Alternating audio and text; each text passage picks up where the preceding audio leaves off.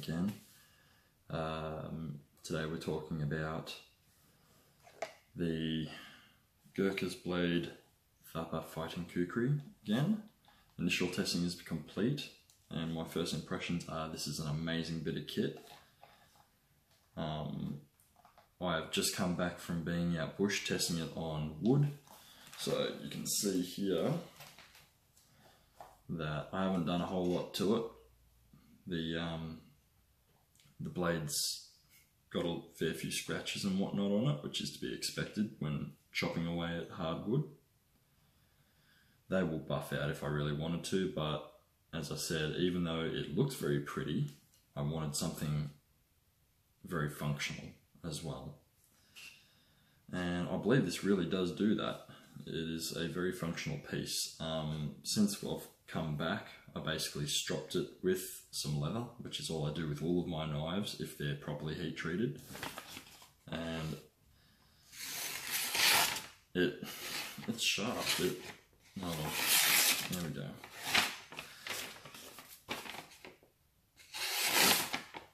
There's a couple of dull spots along the edge. That's to be expected, because I only really honed this portion here. If I hone this down here, it'll slice cleanly through the whole lot, but towards the top where it's supposed to be slicey, and where I was chopping some of the wood, it just goes and goes and goes. It is a large blade, it is very large, and that's the thing is, in my initial impressions, I was talking about the sheer size of this thing, and one of the worries, both online and in my own mind as well, when I was doing my initial impressions, was that it might be a bit unwieldy, it might be a little bit too large and a little bit too heavy, but what I've found is I can actually move this quite quickly under control with not a whole lot of issue. It's all just in the wrist.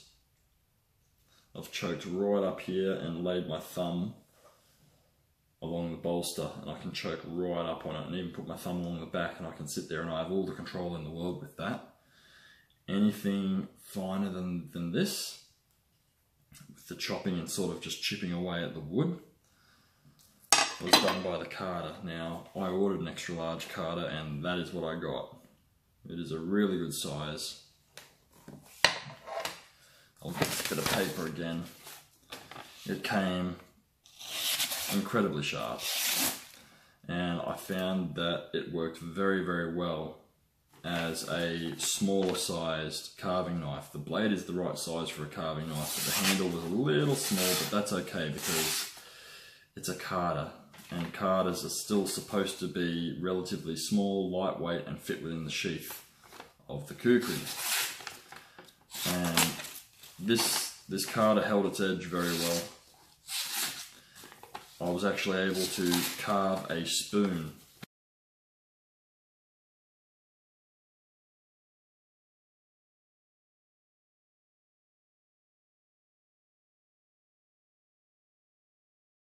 with it, with the help of my dad's hook knife. So the hook knife was used for the bowl, but this was used for pretty much the entire outside of the spoon, and the Kukri was used to roughly shape the outside of that spoon. I also tested the carder, the chakmak. I also tested the chakmak, but what I found with the chakmak is, although it did hone the other blades, I don't think it was hard enough along the spine to be able to strike a spark. So I sent a message to Neem telling him this, that my findings were that when striking the back of the spine with a piece of flint, it did not throw sparks, and there's two reasons that can be. One is either that there wasn't enough carbon in the steel, and two would be that the steel isn't hard enough. Now, this being, the main blade being 52-100 bearing steel, the chakmak and carder being 51-60 spring steel, there should be enough carbon in there, because I make a lot of my knives out of 51-60, and there's definitely enough carbon in that steel. It just needs to be hardened correctly. So what may have happened is during the polishing of the 51-60, and I've had this happen before, is it may have softened the steel or tempered back the hardness of the steel. That just enough that it no longer throws a spark. Because I have a knife here, which I'll grab now, that was made for me by my father. And it was made out of an old file, so you're talking probably 01 tool steel or W2 tool steel, something around there. That's it there, and I've struck the back of this heaps with a flint, and it was throwing sparks everywhere. So, and that's how you do it, is you normally put that into whatever it is and you strike it. So I was doing that with the chakmak, and that didn't work. So I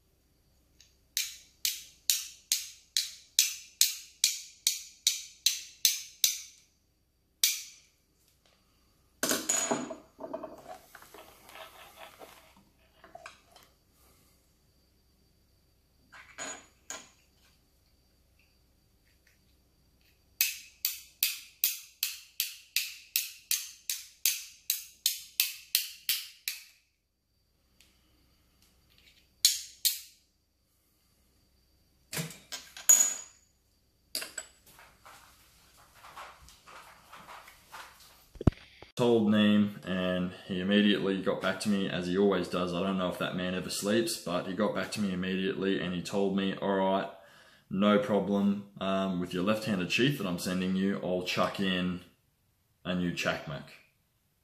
And I've told him what my requirements are for it, and he said he's not going to charge me for it, even though I was willing to pay. So thanks again, Neem. You know, you've been brilliant for me from start to finish, mate, and I really, really do appreciate everything you've done for me. It is an amazing bit of kit. The only thing I will say with the Kukri, when I was lining up splitting, and you'll see this in the video once I roll it in, is that I had to get used to the weight, and that's to be expected. It weighs 800 grams. It doesn't feel like it weighs 800 grams because the balance is quite good. But even then, there's a couple of times I swung it, and it's the same with every knife. You have to get used to the weight of it. And that's what I did with this, is you'll see me, I didn't edit it out. I'm going to leave it in there. I swung to split some wood and I missed it twice, once after the other, and I was sitting there shaking my head at myself. But when I did actually hit it, it split the wood and it batoned well. It maintained a working edge. Now, this is a very shallow grind on this Kukri, and with that being said, it means that it's going to lose its edge a little bit quicker than some of the thicker edges that you find. However, that being said, 52-100 steel is very well known for edge retention, and this did retain its edge. So it lost its shaving sharp edge after all the work you're going to see on the video. However, a quick strop brought that back. So it performed very admirably in my eyes, and I'm very, very happy with it. Alright, that's enough rambling now. I'm going to roll in the footage. I'm just going to put a backing track, just some music. Don't mind the man in the background, that's my father. He was out with us. And yeah, enjoy guys. I love this kit. Thank you very much.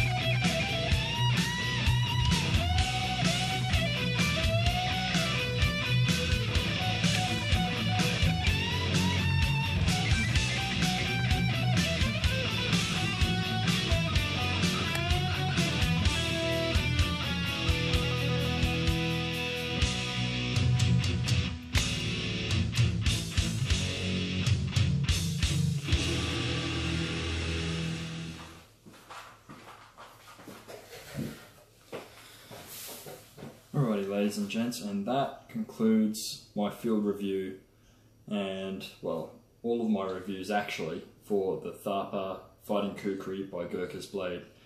I love it, absolutely love it. I can't wait for my left-handed sheath and fully hardened chakmak to arrive.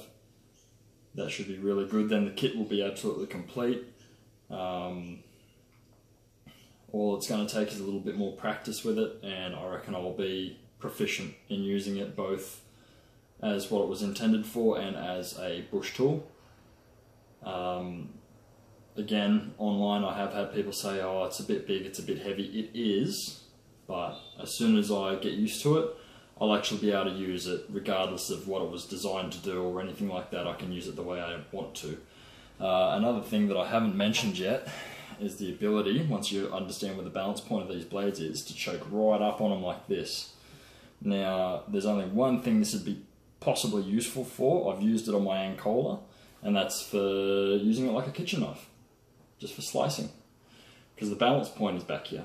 So you grab it like that and you can just cut away. You could break an animal down like that, although that'd be incredibly difficult. But yeah, just cutting up your meat, vegetables, whatever you'd like. I haven't tested that yet, and I don't intend to, simply because I actually plan depending on how this polish holds up and how long it takes before it starts rusting. I plan on putting a patina on it like I do with all of my knives that I intend on keeping for a long time. And besides that, I believe the carder is more than suitable for food tasks. It's certainly big enough. The only thing I couldn't really see you doing with this would be slicing a rather large roast, but you're not going to be doing that outfield, and if you are, you can still use the main knife choked up like I've already shown. Alright, so that's the conclusion, and that is the final part of my review. This has been an absolutely outstanding tool, and it will be replacing my tomahawk in my kit, so I won't have to carry that anymore because this does actually outperform it. The only thing that the tomahawk does better than this would be potentially hooking and grabbing if you were going to do that in a fighting scenario, which I don't even practice that. I don't know how to use a tomahawk in combat.